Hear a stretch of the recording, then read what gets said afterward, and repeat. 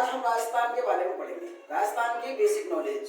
तो राजस्थान का वर्तमान स्वरूप 1 नवंबर 1956 इंपॉर्टेंट तिथि 1 नवंबर 1956 को अस्तित्व में आया। इसका मतलब यह है कि राजस्थान का एकीकरण 1 नवंबर 1956 को कंप्लीट हुआ। तो राजस्थान की राजधानी जयपुर को बनाया गया।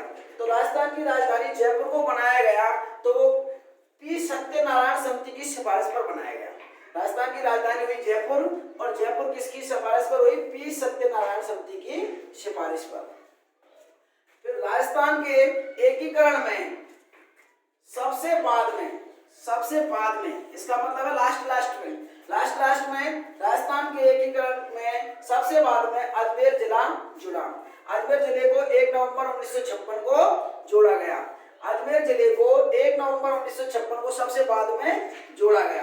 तो राजस्थान का क्षेत्रफल 3,42,239.74 वर्ग किलोमीटर है। अगर यहाँ तक आए तो यहाँ तक सही, अगर पॉइंट डाउन आए तो यहाँ तक लेना पड़ेगा।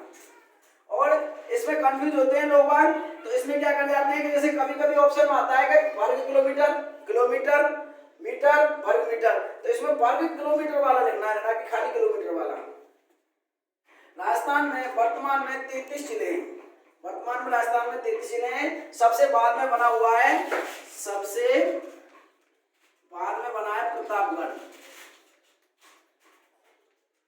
प्रतापगढ़।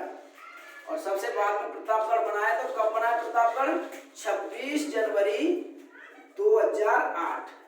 26 जनवरी 2008 प्रतापगढ़ बना है सबसे बाद में। राजस्थान में 7 संभाग है। तो सबसे बाद वाला संभाग है भरतपुर संभाग। सबसे बाद का संभाग अपना भरतपुर संभाग है, जो कब बना है? 4 जून 2005। और क्षेत्रफल की दृष्टि से यह सबसे छोटा संभाग है।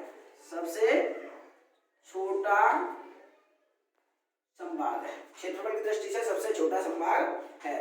राजस्थान का अक्षांशीय विस्तार 23.03 उत्तरी अक्षांश से 30.12 उत्तरी अक्षांश तक। तो इसमें भी कंफ्यूज नहीं होना है।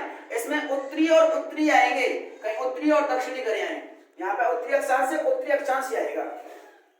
इसके बाद में राजस्थान का देशांतरी विस्तार 69-30 पूर्वी देशांतर से 78-17 पूर्वी देशांतर। इसमें भी कंफ्यूज नहीं होना है। यहाँ पे पूर्वी और पूर्वी आएगा, कहीं पूर्वी से पश्चिमी करें, पूर्वी से पश्चिमी नहीं आएगा। पूर्वी देशांतर से पूर्वी देशांतर ही आएगा। इन दोनों का अंतर देखेंगे अब। अक्षांशीय अंतर का मतलब है ये वाला, इन दोनों का अंतर, इनको निकालेंगे हम तो ये आएगा 7.9 डिग्री। 7.9 डिग्री। देशांतरीय अंतर 8.47 डिग्री। 8.47 डिग्री। अब इसके बाद में पढ़ेंगे राजस्थान के मध्य यानी बीचों बीच का गांव लापोलाई कहाँ है? नागौर में। अब इसके बाद में सैटेलाइट देखेंगे। सैटेलाइट की दृष्टि से बीचों बीच का गांव कौन सा है? बीचों बीच का गांव। तो सैटेलाइट की दृष्टि से देखते हैं तो गगराना नागौर, ये गगराना गांव है, ये भी नागौर में ही पड़ता है। अब इसके बाद राजस्थान की उत्तर से दक्षिण की लंबाई, उत्तर से दक्षिण यानी ऐसी, उत्तर से दक्षिण की लंबाई कितनी है अपनी? 869 किलोमीटर। फिर इसके बाद राजस्थान की पूरब से पश्चिम की लंबाई, तो पूरब से पश्चिम की लंबाई इधर से इधर की लंबाई ये है अपनी 826 किलोमीटर। यहाँ पे उत्तर, यहाँ पे दक्षिण, यहाँ पे पूरब और यहाँ पे पश्चिम। तो राजस्थान की पूरब से पश्चिम की लंबाई हो जाएगी 826 किलोमीटर। इसके बाद में पढ़ेंगे हम राजस्थान के नवगठित जिले। तो राजस्थान के नवगठित जिले इसके बाद में कौन कौन से बने ये देखेंगे। तो इसकी ट्रिक्स होगी अपनी आदो बादो राज करे हक प्रताप जमावे। जैसे गांव में सरपंच होता है, सरपंच कोई और होता है और कोई बड़ा के मैं हूं सरपंच, तो पता ऐसे ऐसे देखेंगे आदो वादो राजगढ़, राज तो कौन कर रहे हैं, आदो वादो, पर हक प्रताप जमा रहे, खामा खा हक प्रताप जमा रहे। अब देखेंगे आ से ले लेंगे अपना अजमेर, आ से ले लेंगे अजमेर, दो से ले लेंगे धौलपुर, दो से क्या हो जाएगा भाई, धौलपुर, वहां से क्या हो जाएगा, वाड़ा, वहां से हो जाएगा वाड़ा, दो से हो जाएगा दौसा, और राज से हो जाएगा राजसमंद, राजसमंद, राज से हो जाएगा राजसमंद, करे अनइम्पोर्टेंट, वहां से हो जाएगा हनुमानगढ़, हनुमानगढ़, कहां से हो जाएगा करौली, कहां से हो जाएगा करौली, प्रताप से हो जाएगा प्रतापगढ़, प्रतापगढ़। अब देखेंगे इनकी स्थापना कब और कैसे कैसे हुई है। तो अजमेर की राजस्थान का एकीकरण संपन्न हुआ है, तभी अजमेर की स्थापना हुई है। कब हुई है, 1 नवंबर 1956 को, 1 नवंबर 1956। धौलपुर 15 अप्रैल 1982, 15 अप्रैल 1982। वाड़ा, दौसा, राजसमंद, इन तीनों की स्थापना एक ही डेट में हुई है, और वो हुई है 10 अप्रैल 1991, 10 अप्रैल 1991। अब पहले पूछे कौन की हुई है, वाड़ा की, पीछे दौसा की, विभाग बाद में राजसमंद की, इनमें भी क्रम है, इनमें भी क्रम है। तो हनुमानगढ़ की, अब हनुमानगढ़ की ले लेते हैं, तो हनुमानगढ़ की हो जाएगी 12 जुलाई 1994। इसके बाद में करौली की, तो करौली की हो जाएगी अपनी 19 जुलाई 19 जुलाई 1997, 19 जुलाई 1997। प्रतापगढ़, प्रतापगढ़ की हो जाएगी अपनी 26 जनवरी 2008।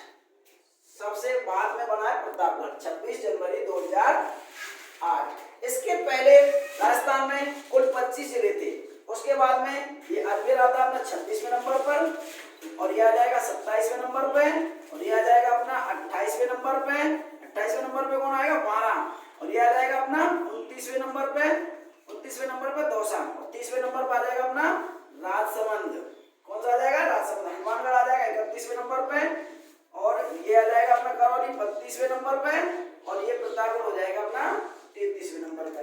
इस प्रकार राजस्थान में 33 के 33 जिले हो गए। अब इसके बाद में हम पढ़ेंगे राजस्थान के सबसे पूर्व में कौन सा गांव है, राजस्थान के पश्चिम में कौन सा गांव है, उत्तर में कौन सा है, दक्षिण में कौन सा है। तो राजस्थान के सबसे पूर्व में धौलपुर, धौलपुर में है अपना राजा, कौन सा है अपना, सिलाना गांव, धौलपुर में अपना सिलाना गांव, और तहसील कौन सी है अपनी, तहसील है राजाखेड़ा, राजाखेड़ा, और जिला अपना धौलपुर, जिला है अपना धौलपुर। तो राजस्थान के सबसे पूर्व में पड़ता है सिलाना गांव, राजाखेड़ा तहसील, राजाखेड़ा तहसील, और धौलपुर जिला।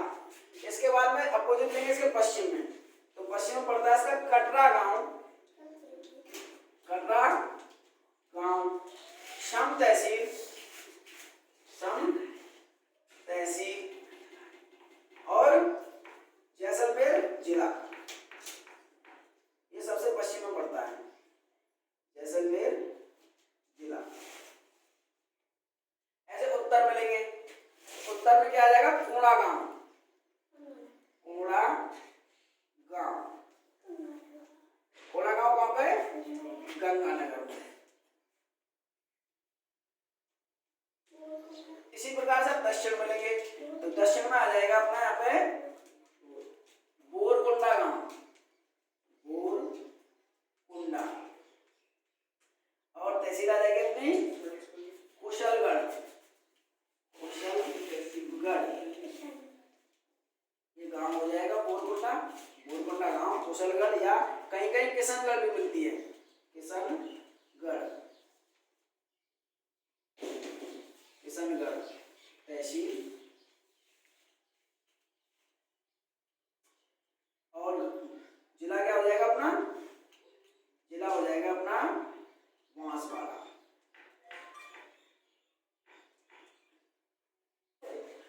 प्रकार से 4 पॉइंट हो गए अपने। राजस्थान में सबसे पूर्व में कौन पड़ता है? सिलाना गांव, राजाखेड़ा तहसील, जिला धौलपुर। सबसे पश्चिम में कौन पड़ता है? कटरा गांव, सम तहसील, जैसलमेर जिला। सम तहसील ये वनस्पति, यहाँ पे पूर्णतः वनस्पति का अभाव है।